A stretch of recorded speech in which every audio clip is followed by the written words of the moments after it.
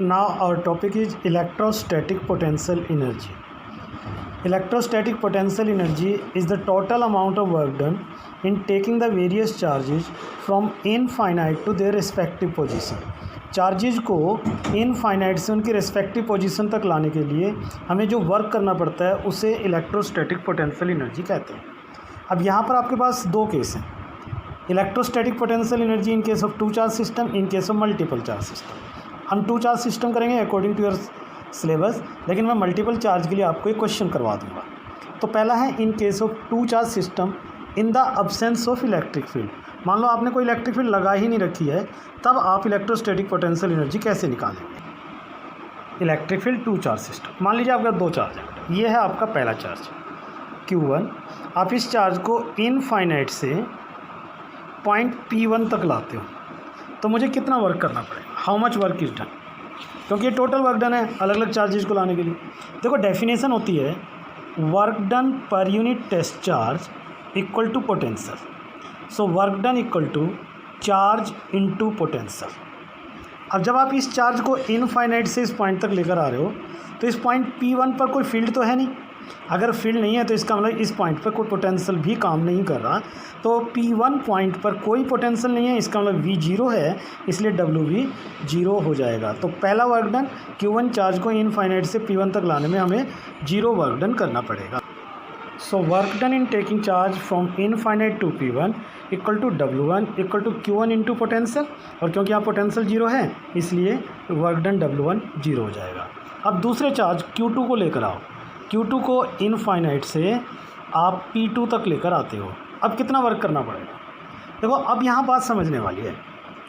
जब आप charge P2 को लेकर आओगे तो already Q1 charge P1 location पर आ चुका है, इसका मतलब आप P2 पॉइंट पर Q1 की वजह से पोटेंशियल एग्जिस्ट करेगा। Okay, so now work done in taking the charge Q2 from infinite to P2, तो W2 इक्वल टू हो जाएगा Q2 into potential due to Q1। देखो अगर ये चार्ज Q1 यहाँ नहीं होता तो फिर यहाँ पोटेंशियल 0 होता, और पोटेंशियल 0 होता तो फिर ये वर्क डन भी 0 हो जाता। लेकिन अब यहाँ पोटेंशियल एग्जिस्ट कर रहा है इस चार्ज Q1 की वजह से, और पोटेंशियल का फॉर्मूला आप जानते हो KQ/R1 होता है, तो वो हम यहाँ अप्लाई करेंगे। देखो इसकी वजह से मान लो इन दोनों के बीच का जो डिस्टेंस है वो R12 लिख लेता हूँ, तो यहाँ जो पोटेंशियल होगा V2 पर वो होगा K into charge Q1 upon R12। तो अब मैं यही वैल्यू यहाँ पुट करने वाला हूँ। सो ये हो जाएगा W2 equal to Q2 into KQ1 upon R12। तो टोटल वर्क डन क्या हो जाएगा, दो ही चार्ज थे ना, so W equal to W1 plus W2। W1 तो हो गया 0 और W2 की वैल्यू आ गई K into Q1 into Q2 upon R12, और यही है आपका इलेक्ट्रोस्टैटिक पोटेंशियल एनर्जी U के बराबर। So in case of two charge system U equal to K Q1 Q2 upon R12। This is the formula for electrostatic potential energy in case of two charge system, और K की value आप जानते हो 1/4 pi epsilon not होती है। Okay, तो ये है इन the absence of electric field. Now in the presence of electric field, so now the question is in the presence of electric field. देखो डायग्राम तो वही हो गया, ये चार्ज Q1 हो गया, इसको इनफाइनाइट से P1 तक लेकर आ रहे हो। ये चार्ज Q2 हो गया, इसको इनफाइनाइट से फिर P2 तक लेकर आ रहे हो। पिछले क्वेश्चन में और इस क्वेश्चन में फ़र्क क्या है, पिछले क्वेश्चन में ये था कि जब आप P1 लोकेशन पर चार्ज लेकर आ रहे थे तो यहाँ कोई फील्ड काम नहीं कर रही थी, लेकिन इस वक्त हम प्रेजेंस ऑफ इलेक्ट्रिक फील्ड ले रहे हैं, तो मान लो यहाँ एक फील्ड काम कर रही है V1 और P2 पॉइंट पर एक फील्ड काम कर रही है V2। ओके भाई, पिछले केस में तो फील्ड काम नहीं कर रही थी इसलिए V1 V2 दोनों 0 थे, लेकिन अब फील्ड है तो इसलिए V1 V2 एग्जिस्ट करेंगे। तो अब W1 कितना हो जाएगा, देखो पहला केस W1। अब पिछले क्वेश्चन में देखो, पिछले क्वेश्चन में जब आपने किया Q1 जब आप लेकर आए तो P1 पर कोई पोटेंशियल नहीं था इसलिए वर्क डन 0 हो गया। लेकिन अब जब आप इसको लेकर आ रहे हो तो यहाँ पोटेंशियल V1 काम कर रहा है, इसलिए यहाँ वर्क डन हो जाएगा Q1 into V1, Q1 into V1। अब आप दूसरे चार्ज को लेकर आओ इनफाइनाइट से यहाँ तक। जब आप दूसरे चार्ज को इनफाइनाइट से P2 तक लेकर आओगे तो अब बेटा फ़र्क क्या आएगा, फ़र्क ये आएगा, देखो आप इसको इनफाइनाइट से लेकर आ रहे हो, इसको भी इनफाइनाइट से लेकर आ रहे हो, तो यहाँ पर अब दो पोटेंशियल काम करने लगे हैं, एक V2 और दूसरा चार्ज Q1 की वजह से, जैसे पिछले क्वेश्चन में था।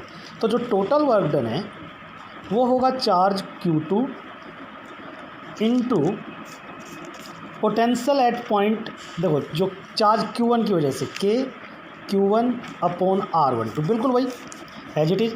लेकिन अब पोटेंशियल यहाँ एक नहीं बल्कि दो है, तो दूसरा पोटेंशियल क्या है V2, तो प्लस V2 हो गया, क्योंकि अब यहाँ दो पोटेंशियल काम कर रहे हैं। देखो पिछले क्वेश्चन में और इस क्वेश्चन में यही फ़र्क है कि पिछले क्वेश्चन में V1 और V2 जीरो थे, लेकिन इस वक्त इलेक्ट्रिक फील्ड है, इसलिए V1 और V2 दोनों एग्जिस्ट कर रहे हैं। एग्जिस्ट कर रहे हैं तो वर्क डन W1 भी जीरो नहीं होगा, और W2 में पोटेंशियल अब एक की वजह से दो की वजह से होगा, एक की वजह की बजाय दो की वजह से। तो टोटल वर्क डन हो जाएगा W equal to W1 plus W2।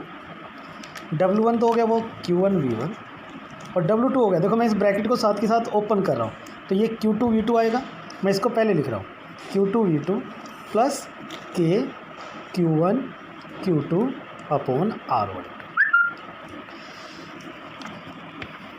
तो अब ये आपका आंसर देखो W equal to W1 plus W2 हो गया, ठीक है।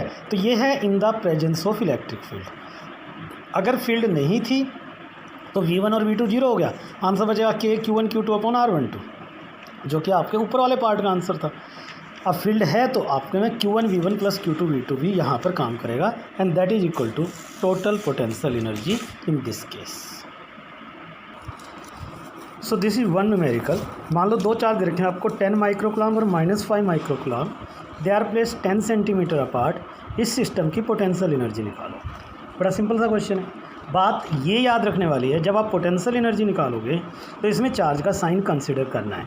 तो फॉर्मूला क्या है पोटेंशियल एनर्जी का, U equal to K Q1 Q2 upon R12।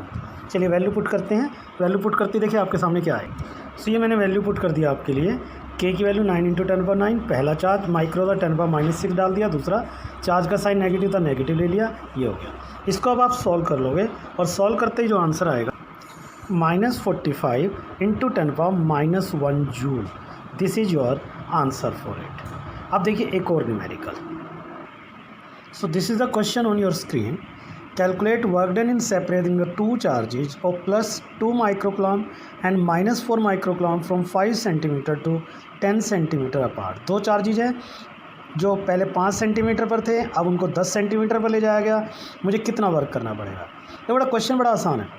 जब पहले 5 सेंटीमीटर पे थे आप उनकी इनिशियल एनर्जी निकाल लो, जब वो 10 सेंटीमीटर पे थे उनकी फाइनल एनर्जी निकाल लो। तो वर्क डन निकालना है तो दोनों एनर्जी को सब्ट्रैक्ट कर दो, फाइनल माइनस इनिशियल। तो मैं आपके लिए दोनों एनर्जी निकाला हूँ। पहले 5 सेंटीमीटर पहली एनर्जी, 10 सेंटीमीटर दूसरी एनर्जी। सो ये वैल्यूज मैंने रख दी है। देखो 9 × 10⁻⁹, 2 × 10⁻⁻6 -4 × 10⁻⁻6 अपॉन 5 सेंटीमीटर। इसको सॉल्व कर लिया तो आंसर आ गया -1.44 जूल। ऐसे जब आप दूसरी एनर्जी निकालोगे U2, तो देखो उसमें जो डिस्टेंस है ना वो 5 सेंटीमीटर की जगह 10 सेंटीमीटर हो जाएगा, यानी कि ये वैल्यू डबल हो गई, तो एनर्जी आधी हो जाएगी। 1.44 का आधा कितना हो जाएगा, -0.72 जूल।